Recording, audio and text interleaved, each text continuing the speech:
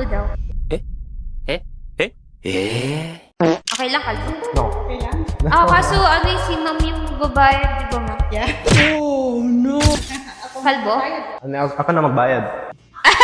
Ano yung problema nyo? I have so much hair right now, and I need a haircut.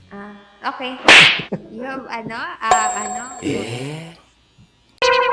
Anyone help me, guys? They ask you how you are, you just have to say that you're fine when you're not really fine. Call your mom? What about? Everyone, guys! Ano po yung problema ni sir? Oh my God. Yeah, sobrang kapal ng buhok niya. Tapos, ayaw niyang pagupitan ng maikli. Tapos, ang problema niya pa, dalawa yung puyo niya.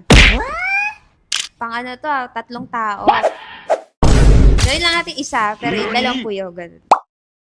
Anyway, ano pa po yung request nyo na haircut? Oh, pwede mid-part? Tagalog pala siya. Hindi pwede.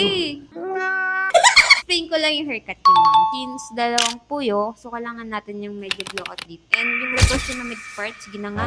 Maliit lang naman yung noo ni sir. Ako na bahala. Ako nang bahala.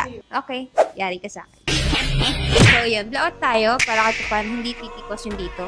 May length na hindi siya pwedeng maikli. Kailangan niya mas mahaba para bumibigat yung dito first. Blowout yung parang lahat dito. Oo, kalbo. At ano piliin yan? Pipiliin ko pa rin siya.